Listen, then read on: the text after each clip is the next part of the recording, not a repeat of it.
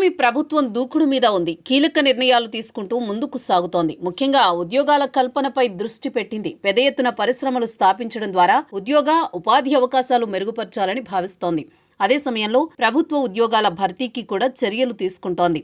ఈ నెలలోనే DSC notification విడుదల కానుంది. దాదాపు 16,000కు పైగా ఉపాధ్యాయ పోస్టులు భర్తీ చేయనున్నారు. అలాగే సచివాలయాల్లో ఖాళీగా ఉన్న ఉద్యోగాలను కూడా భర్తీ చేసే అవకాశం కనిపిస్తోంది. అయితే ప్రధానంగా సచివాలయ ఉద్యోగుల విషయంలో ఏం చేయాలన్న దానిపైన కూటమి ప్రభుత్వం ప్రత్యేకంగా దృష్టి సారించినట్లు తెలుస్తోంది. వైసీపీలో 2019 అక్టోబర్ 2న సచివాలయ వ్యవస్థ ప్రారంభమైంది. దాదాపు 12 శాఖలకు సంబంధించి సహాయకులను నియమించారు. కార్యదర్శుల పేరుతో నియామకాలు జరిపారు. అయితే అప్పట్లో చాలా శాఖలకు సంబంధించి ఖాళీలుండిపోయాయి. అటు తర్వాత ఖాళీలపై వైసీపీ ప్రభుత్వం పెద్దగా దృష్టి సారించిన దాఖలాలు లేకుండా పోయాయి.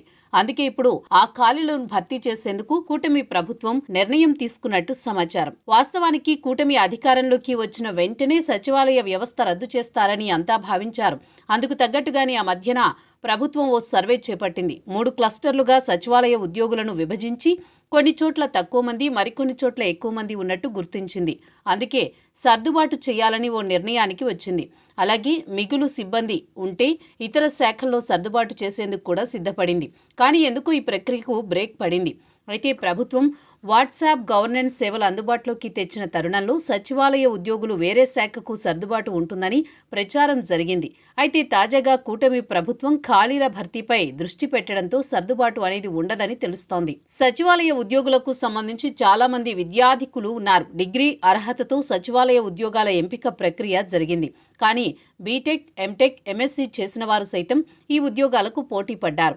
ఎంపికయ్యారు కూడా. అయితే వారికి సచివాలయ ఉద్యోగంపై అసంతృప్తి ఉంది. ఎదుగుదల ఉండదన్న అభిప్రాయం ఉంది. అందుకే ఇందులో విద్యార్థికులు ఉన్న వారిని గుర్తించి ప్రమోషన్లు ఇచ్చేందుకు రాష్ట్ర ప్రభుత్వం ఆలోచన చేస్తోంది.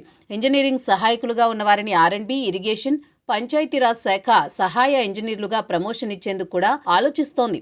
ఇటీవల కేబినెట్లో సమావేశంలో సైతం దీనిపై చర్చ జరిగినట్టు తెలుస్తోంది.